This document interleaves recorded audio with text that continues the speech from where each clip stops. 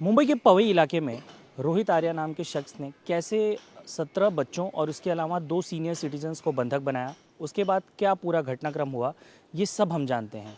लेकिन रोहित को जानने वाले रोहन इस वक्त हमारे साथ हैं। उनसे जानते हैं क्योंकि ये उस दिन के चश्मदीद भी हैं। पुलिस को इन्होंने बयान भी दिया है और अपने बयान में उन्होंने क्या बताया है ये सीधा रोहन से जानते हैं, क्योंकि उस दिन बच्चों को बचाने में आपकी एक अहम भूमिका रही। आपने दरवाजे को बंद किया, बच्चों के सामने वो सारा घटनाक्रम नहीं होने दिया।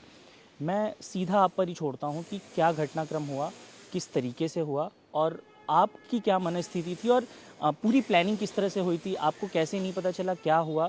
आप अपना पक्ष रखें, अपनी बात बताएं। सबसे पहली बात तो उधर घटनाक्रम कैसे हुआ, क्या हुआ, मैंने सारा पुलिस को, एनएसजी को, उधर सारी चीज़ें उन लोगों को मैंने डेप्थ में सारी चीज़ें हम लोगों ने पूरा सारा एक बार नहीं 50 बार हम लोगों ने सारी चीज़ें अंदर बता दी है, जो भी होना है वो। तो जब तक इन्वेस्टिगेशन कंप्लीट नहीं होता अंदर की एग्जैक्ट चीज़ें मैं नहीं बोलूँगा कुछ भी। और रोहित के साथ वाला रिलेशन मेरा 12 साल से हम लोगों ने उनके साथ फिल्म किया है। हमारे पर्सनल भी रिलेशंस बहुत अच्छे रहे। हम लोगों ने बहुत अच्छा अच्छा काम साथ में किया है। हम लोग गवर्नमेंट के लिए काम किया, बहुत एक्सट्रीम लेवल पे हम लोगों ने अच्छे अच्छे काम किए। लेकिन उस पर्टिकुलर डे का, उस पर्टिकुलर मोमेंट का, उसका जो भी वो एक्शन था उसको जस्टिफाई मैं नहीं कर सकता, क्योंकि उन्होंने वो सही किया है या गलत किया है ये अभी सारा इंक्वायरी होने के बाद और बाकी की चीज़ें कंप्लीट होने के बाद ही आगे आएगा। पर्सनली अगर मेरे को पूछा जाए कि हाउ वाज रोहित, तो Rohit was absolutely a good person. उस पर्टिकुलर मोमेंट पे उनका क्या क्या सिचुएशन, जो भी उनका माइंडसेट हुआ रहेगा वो बस उन्हीं को मालूम है। अगर हमारी टीम में से किसी को भी ज़रा भी अगर अंदाज़ा होता कि ऐसे कुछ होने वाला है तो डेफिनेटली मैं बच्चों को अंदर घुसने ही नहीं देता, क्योंकि सारे पेरेंट्स जानते हैं कि मैं बच्चों के साथ कैसे बिहेव करता था और मैं बच्चों के साथ कैसे रहा हूँ। क्योंकि 4 दिन से सारे बच्चे लोग जितना मेरे से अटैच थे उधर उतना पूरे उस रूम में किसी के साथ अटैच नहीं थे, ठीक है। और उस दूसरी बात ऐसे कि बड़े बड़े सेलिब्रिटीज़ आते हैं, बड़े बड़े नाम जुड़ जाते हैं उसके साथ, तो एक एक ट्रस्ट पार्ट डेवलप धीरे धीरे होते ही जाता है। लास्ट दिन में सुबह सुबह जब मेरे से थोड़ा सा पेट्रोल और कुछ चीज़ें मंगाई गई, तब मैं थोड़ा सा फ्लिक्ट हुआ कि ये सब चीज़ें फिर। लेकिन मैंने रोहित को समझाया था ये बात कि हम लोग ऐसे शूटिंग लोकेशंस पे जहाँ पे बच्चे इन्वॉल्व रहते हैं या फिर ऐसा कुछ होता है जहाँ पे परमिशंस इन्वॉल्व रहती है, तो हम लोग वहाँ पे आग और ये सब चीज़ों का इस्तेमाल नहीं करते। हम लोग पेट्रोल वेट्रोल इस सब चीज़ों का इस्तेमाल नहीं करते, इसलिए मैंने वो लाकर भी नहीं दिया। एज अ बोलते हैं ना, हम लोग एक जवाबदार लोग हैं, जवाबदार हम लोगों ने सारी चीज़ें की है, तो मैंने वो लाकर भी नहीं दिया, कुछ भी नहीं किया।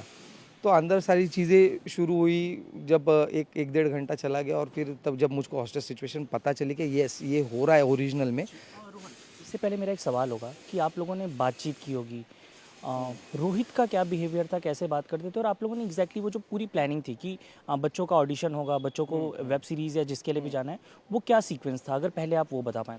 तो 3-4 महीने पहले मुझे कॉल आया कि रोहित ने, जनरल है हमारा ऐसे ही रहता है कि रोहित ने पूछा मुझे कि फ्री मतलब फ्री है क्या, तो मैंने बोला हाँ फ्री हूँ, लेकिन किस चीज़ के लिए। तो उन्होंने पूछा कि एक फ़िल्म करनी है बड़ी, तो बजट डिसाइड हुआ, 2.5 करोड़ का बजट डिसाइड हुआ, मेरा पेमेंट डिसाइड हुआ 1.5 करोड़, सारी चीज़ें फाइनलाइज हो चुकी थी और फिर ऑडिशंस लेना स्टार्ट करना है। तो मैंने उनको शेड्यूल पूछा, तो उन्होंने बोला 42 डेज़ का शेड्यूल है, पहले 4-6 दिन ऑडिशन करेंगे और ट्रायल शूट करेंगे और उसके बाद में दिसंबर और मार्च में हम लोग शूटिंग करेंगे।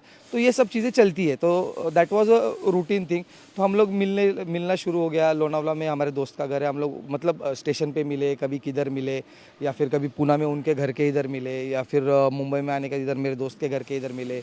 हम लोग स्टूडियो पे जाके मिले, लोकेशन सर्च करने लगे कैसा आइडियल लोकेशन रहेगा। तो आइडियल लोकेशन ढूंढते ढूंढते उन्होंने ही वो आर स्टूडियो फाइनलाइज़ किया। तो हम लोग वो पूरा ग्रिल और ये सारी चीज़ें देखना, उन्होंने जैसे जैसे जस्टिफिकेशन दे, तो मैं और मेरी टीम भी, और हम लोग सारी चीज़ें अलग अलग लोकेशंस पे हम लोग जाने लगे, अलग अलग स्कूल्स हम लोग देखने लगे। So everything was going very genuinely. तो वो सारी चीज़ें जेन्युइनली चल रही थी। और लास्ट मोमेंट तक, लास्ट में जब उन्होंने मुझे चाबी देने से रिफ्यूज़ किया मेन गेट का, कि अब शॉट हो गया है, सब कुछ हो गया है, अभी मेरे को चाबी चाहिए, इसलिए मैं चाबी लेने के लिए जब ऊपर गया, उन्होंने मुझे चाबी देने से मना किया। तब मुझे ये हुआ कि उन्होंने मेरे को सबसे एक ही स्टेटमेंट बोलूँगा, मैं दूसरा कुछ नहीं बोलूँगा। उन्होंने मुझे बोला कि ये रोहन, ये चाबी मैं नहीं दूँगा, और मैंने रवि को, अमोल को और नीचे पेरेंट्स को वीडियो भेज दिया है, तो उन लोगों से कंफर्म कर ले कि ये क्या है। तो मेरे को समझ में नहीं, और उन्होंने मेरे को जाते हुए बोला कि जो एक बड़ा वाला दरवाज़ा जो मैंने तोड़ के अंदर गया मैं बाद में, तो वो दरवाज़ा को मेरे को बस खींच के लगाना, वो दरवाज़ा बहुत एक्सट्रीम टाइट था, अगर वो दरवाज़ा लग जाता है तो अंदर जाना और उधर से बाहर आना बहुत ऑलमोस्ट इम्पॉसिबल। तो खींच के वो दरवाज़ा तो क्लोज करके फिर मैं नीचे आया। फिर मैंने ऊपर आवाज़ नहीं जाने का, इसलिए नीचे से पेरेंट्स को बुलाया, किसी पेरेंट्स को बोल के इन्फॉर्म कर दिया कि this is a real situation, please call the police. तो फिर वैसे पुलिस को इन्फॉर्मेशन किसने दिया फिर बाहर, वो मुझको नहीं मालूम। 145 पे पुलिस समथिंग लाइक दैट। और दूसरी बात, मेरा एक पर्सनल पॉइंट ऑफ व्यू ये था कि अंदर जो भी चीज़ें हुई है, ये जो बाहर जितना भी मीडिया या फिर ऑलमोस्ट 80% मीडिया जो एनिमेशन करके दिखा रहे हैं, सोशल मीडिया पे भी कुछ चीज़ें दिखा रहे हैं, बहुत अलग अलग स्टोरीज हर जगह पे चल रही है, हर जगह पे मतलब एक अलग वर्जन दिखा रहे हैं, रोहित का एक अलग वर्जन दिखा रहे हैं और अंदर जो चीज़ें हुई उसका एक अलग वर्जन ही दिखा रहे हैं। किसी को कुछ नहीं पता, सब लोग अलग अलग कहानी बता रहे, this is the real thing. सब लोग झूठ बोल रहे हैं, क्या बता रहे हैं, लेकिन सब लोग अपना अपना कहानी अलग बता रहे हैं, ठीक है। और जो एक दो कुछ पेरेंट्स का जो मेरे साथ एक अंदर थे, उन लोगों ने एक अलग ही लेवल पे उनका स्टोरी स्टार्ट कर दिया है। तो किसी को भी विलन बनाने से पहले प्लीज़ सोचो। और एक ये बात भी निकल रही है कि पैसे मांगे गए थे, कि कुछ स्टेटमेंट्स आए हैं जिसमें कहा गया कि रोहित ने 1 करोड़ की डिमांड की थी। क्या ऐसा कुछ था आपके नॉलेज के हिसाब आप है ना, वो एक पर्टिकुलर फैमिली जिसने बोला 1 करोड़ रुपए मांगा, उनको छोड़ के बाकी सारे बच्चों में से किसी से भी जो जो थोड़ा से नॉलेजेबल लोग हो, ऐसा कुछ सिचुएशन वहाँ पे हुआ नहीं था कि 1 करोड़ रुपए मांगा या है कुछ ऐसा कुछ। क्योंकि वो खुद वीडियो पे अगर एक्सपोज होके बता रहा है रोहित कि मेरे को पैसा नहीं चाहिए, कुछ भी नहीं चाहिए, जो मैंने अभी कल शाम को मेरे को बाकी लोगों ने बताया कि ऐसा वीडियो एक्सपोज हुआ था। तो अगर वो खुद ही बोल रहा है कि मेरे को बच्चों को हार्म नहीं करना है और क्या है, वो पैसा वैसा किसी के पास से कुछ भी नहीं चाहिए, तो फिर वो ये पैसे का सवाल ही नहीं आता, ये सब चीज़ें झूठ चल रही है बाहर। जब ये बच्चे निकल रहे थे उस दौरान मैं वहाँ पर मौजूद था। मैं अंदर की तरफ ही, जहाँ पर बेसमेंट एरिया में रखा गया था, मैं मौजूद था। कुछ बच्चों को सुना मैंने, बच्चे ज़्यादा पैनिक नहीं लग रहे थे, पेरेंट्स पैनिक लग रहे थे, क्योंकि ऐसा लग रहा था कि रोहित ने बच्चों को बिल्कुल इस बात का आभास नहीं होने दिया कि उन्होंने किस तरह के घटनाक्रम को अंजाम दिया। मुझे ऐसा वहाँ पर महसूस हुआ। तो वो कैसी चीज़ थी कि रोहित के पास जो बच्चे थे, उन बच्चों को भी अभी रोहित ने क्या बताया था क्या नहीं था वो मैं नहीं बता सकता, लेकिन जो बाकी के बच्चे तो उन लोगों को पैनिक सिचुएशन में नहीं डालना था। इसलिए मैंने कैसा किया था कि मैं जैसे ही मेरे को मौका मिला कि मैं बच्चों के पास जा सकूं, तो मैं जैसे उनके पास गया, तो उनके पास जाने के बाद तुरंत मैंने उन लोगों को सारी चीज़ें कहा, ये सब कुछ ओरिजिनल चल रहा है, ये बता के मैं बच्चों को ट्रॉमा मोड में नहीं डाल सकता और मैं उनको घबरा नहीं सकता मैं कि वो डरना शुरू हो जाए और वो उनका क्योस मेरे को ये अलग सिचुएशन पे और अलग लेवल पे लेकर जाता, शायद उनका क्योस उसको और ट्रिगर करता या फिर कुछ भी हो सकता था। इसलिए मैंने बच्चों को किसी को समझ में नहीं दिया पहले, सबसे पहले क्या हुआ क्या नहीं। जब मैं फर्स्ट मिलने के लिए उन बच्चों के लिए अंदर गया, जब ये सब खून खराबा स्टार्ट हुआ, जब मेरे को लगना स्टार्ट हुआ, मैं ऊपर सीढ़ियों से नीचे गिर गया, तब वो पर्टिकुलर मोमेंट पे जब मेरे को पुलिस इंस्पेक्टर ने जब बाहर से जब मेरे को बताया कि ये हाइट हो गया है, अगर इतना खून और ये सब चीज़ें स्टार्ट हो गया है तो we have to intervene anyhow. तो उन्होंने मेरे को बताया कि हम लोग उधर से आ रहे तो इधर से क्लियर करना स्टार्ट कर। तो वो मैंने मेरे जान पे डाल के घुसा मैं उधर से, उसको उनके हाथ में क्या था क्या, मैं कुछ भी डिस्क्लोज नहीं करूँगा, वो सारी चीज़ें अलग है। फिर मैं अंदर घुस के बच्चों को निकालना स्टार्ट कर दिया।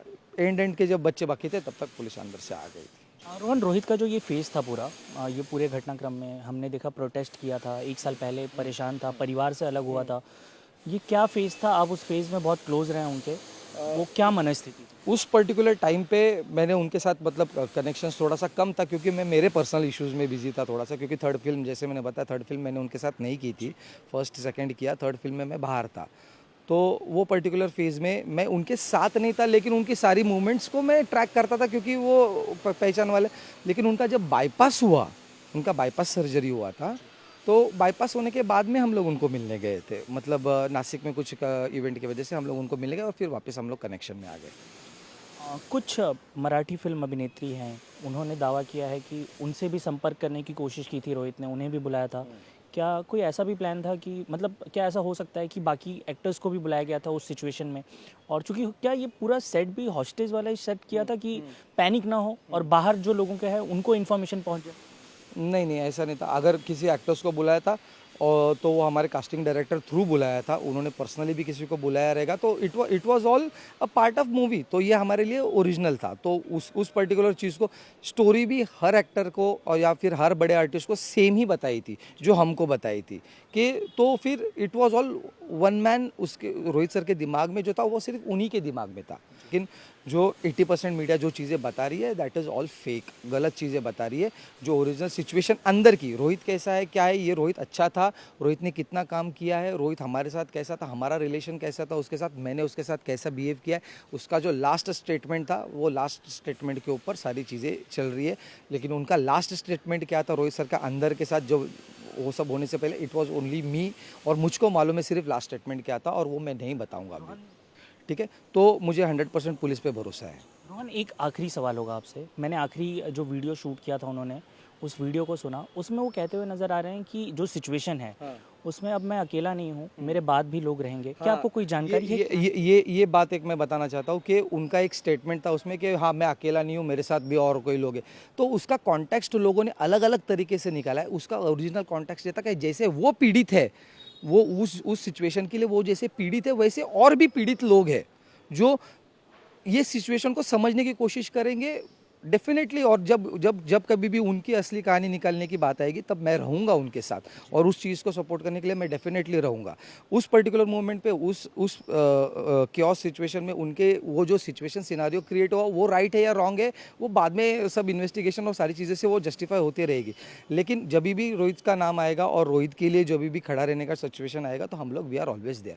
व्यूवर्स जो अभी इस वक्त देख रहे हैं, वो कहीं ना कहीं इस पूरे घटनाक्रम के बाद आप समझ रहे होंगे कि जो स्थिति बनी, रोहित एक विलन के रूप में प्रेजेंट हुआ है, उस तरह की हरकतें भी हुई हैं और इस तरह की चीज़ें भी हुई हैं जिसकी वजह से लोग ये मान रहे हैं। आप क्या कहेंगे? इसके लिए एक सीधी सवाल है, Rohit personally was absolutely fine person, अच्छा आदमी था, सब कुछ सही था। हम लोगों का एक बहुत बड़ा इतिहास रहा है, हिस्ट्री रहा है, उसने बहुत बड़ा बड़ा काम किया है, वो पेपर एविडेंस है, सबके पास है कि उसने बड़े बड़े काम किए, इंक्लूडिंग एवरी मिशन स्वच्छ भारत में इन्वॉल्वमेंट से लेकर स्वच्छता मॉनिटर तक और बाकी के आरक्षण और ये सब चीज़ों में भी उन्होंने बहुत अच्छा लेवल पे काम किया।